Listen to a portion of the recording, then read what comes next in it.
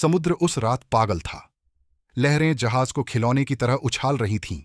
बादल गर्जन कर रहे थे और बिजली बार बार समुद्र की गहराई को चीर रही थी। उस जहाज में सवार दो छोटे से बच्चे, अर्जुन और रिया, अपने परिवार से बिछड़कर लहरों में बहते चले गए। सुबह जब सूरज उगा तो दोनों ने खुद को रेत पर पाया।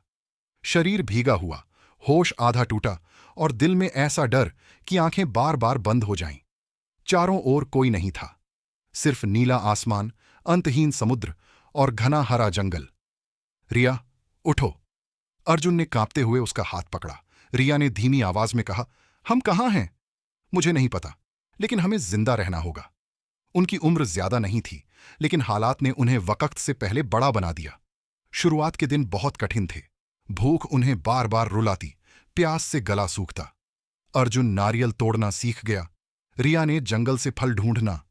उन्होंने समुद्र किनारे पड़ी लकड़ियों से एक टूटी फूटी झोपड़ी बना ली। रातें सबसे डरावनी थीं। हवा गूंजती, अंधेरे से अजीब आवाजें आतीं। रिया अक्सर रो पड़ती। अर्जुन उसे अपनी बाहों में लेकर कहता, डरो मत, मैं हूं ना। यही उनका जीवन था। धीरे धीरे डर घटा और साथ बढ़ा। दिन बीतते गए। सालों के बाद दोनों अब किशोर हो चुके थे। टापू उनकी दुनिया बन चुका था। अर्जुन शिकार में माहिर हो गया था। अब वह मछली पकड़ता, छोटे जानवरों का पीछा करता और लकड़ी काटता। रिया जड़ी बूटियां पहचानने लगी थी। पानी ढूंढना, खाना पकाना और झोपड़ी संभालना उसकी जिम्मेदारी थी। अब दोनों में सिर्फ जरूरत का रिश्ता नहीं था, उनके बीच एक अजीब सा आकर्षण पनप रहा था। रिया अब पहले जैसी छोटी बच्ची नहीं रही। उसके चेहरे पर एक निखार आ गया था, आंखों में चमक थी। वह अर्जुन को देखती तो उसका चेहरा लाल हो जाता, नजरें झुका लेती। अर्जुन भी उसे देखकर कुछ महसूस करता, पर समझ नहीं पाता कि ये कैसा एहसास है। एक शाम दोनों समुद्र किनारे बैठे थे। सूरज डूब रहा था, लहरें सुनहरी हो रही थीं। अर्जुन ने कहा, रिया, अगर यहां से कभी बाहर निकले तो तुम कहां जाना चाहोगी? रिया मुस्कुराई, जहां तुम जाओगे। अर्जुन चौंक गया, उसकी आंखों में कुछ बदल गया। उस दिन के बाद से रिया का चेहरा उसकी नींदों और सपनों में आने लगा। समय ने दोनों को जवानी की दहलीज पर पहुंचा दिया। अब उनके शरीर बदल रहे थे और साथ ही दिल भी। रिया जब पानी भरने जाती, अर्जुन उसे दूर से देखता। हवा में उड़ते उसके बाल, पानी की चमक उसके गालों पर, सब अर्जुन को बेचैन कर देते। रिया भी अर्जुन की मजबूत बाहें, उसका बदलता शरीर देखकर भीतर ही भीतर सिहर जाती। जब भी वह पास आता, उसकी सांसें तेज हो जातीं। लेकिन इन सब के बीच एक नया अनुभव रिया की जिंदगी में आया। एक दिन उसे महसूस हुआ कि उसके भीतर कुछ अजीब हो रहा है। पेट में दर्द, शरीर में कमजोरी और खून का बहना। यह उसका पहला मासिक धर्म था। रिया घबरा गई। वह नहीं जानती थी कि ये क्या है।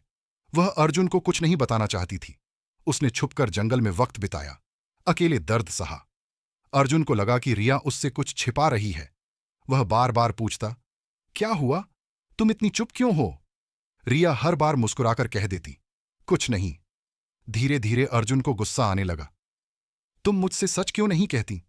मैं तुम्हारे साथ हूं, फिर भी तुम चुप हो। रिया खामोश रही। अर्जुन ने गुस्से में कहा, अगर तुम मुझसे राज रखोगी तो झोपड़ी में मत रहो। उसकी आवाज खड़ी थी। रिया का दिल टूट गया। वह कुछ नहीं बोली और चुपचाप झोपड़ी से बाहर निकल गई। उस रात वह झोपड़ी के बाहर रेत पर सोई। हवा ठंडी थी, आसमान में चांद बादलों में छिपा था। रिया कांप रही थी। तभी झाड़ियों से कोई जंगली जानवर निकला और उसके पैर को काट लिया।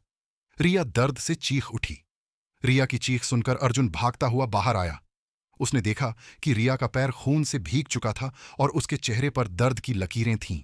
अर्जुन घबरा गया। हे भगवान, ये मैंने क्या कर दिया? उसने जल्दी से रिया को अपनी बाहों में उठाया।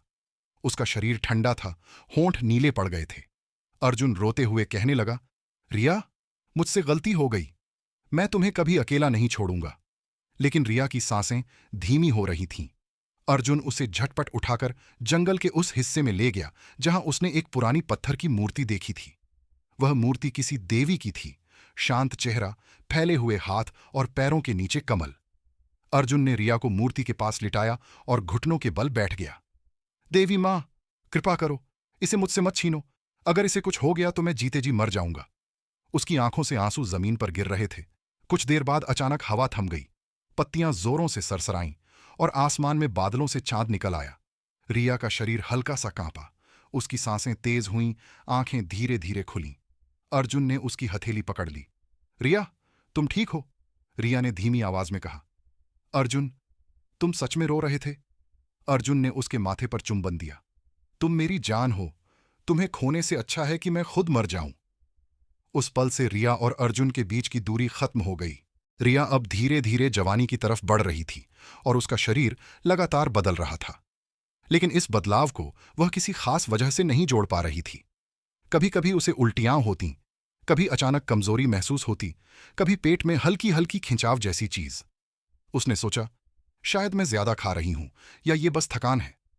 अर्जुन उसे देखकर मुस्कुराता। आराम कर लो रिया, मैं सब संभाल लूंगा। लेकिन रिया खुद को परेशान पाती।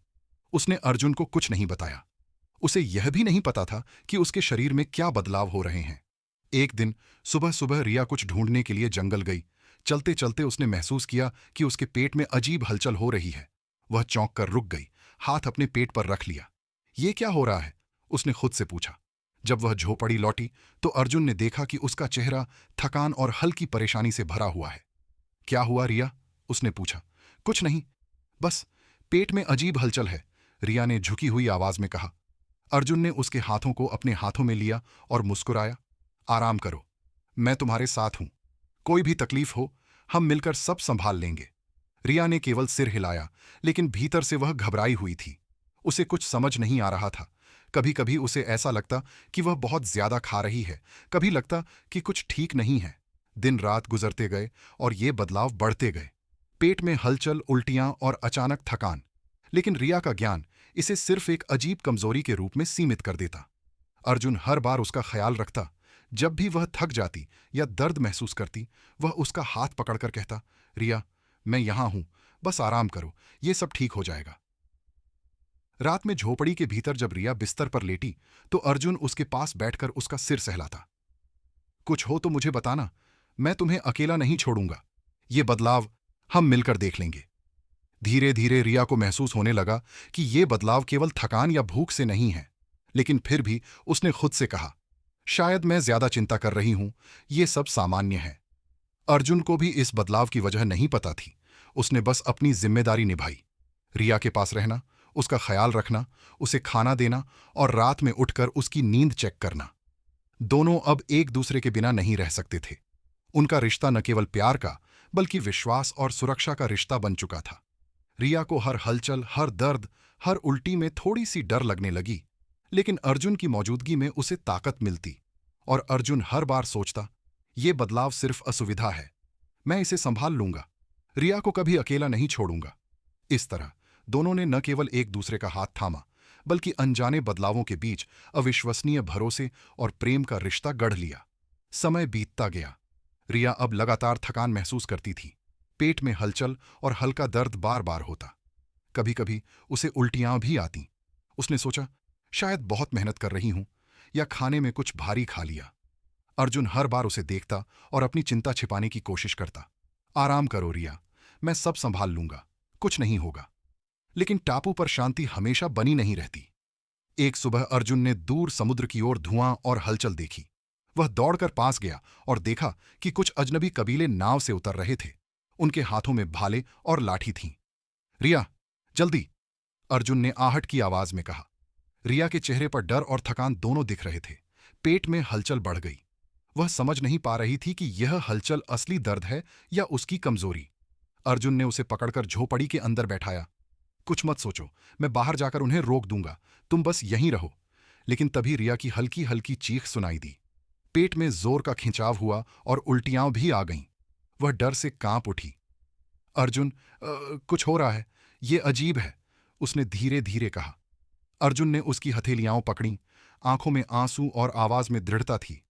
डरो मत, मैं तुम्हारे साथ हूं, बस सांस लो, सब ठीक होगा, मैं इसे संभाल लूंगा।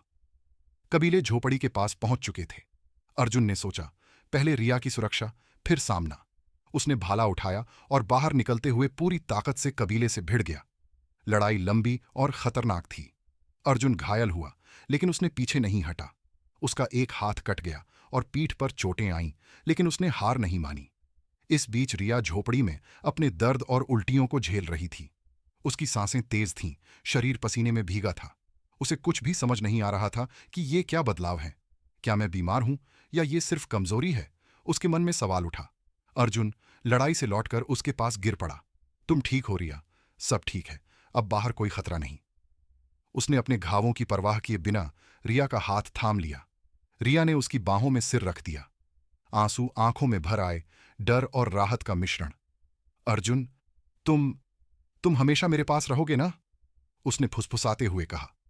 अर्जुन ने उसकी आंखों में देखा और हल्की मुस्कान दी। हमेशा।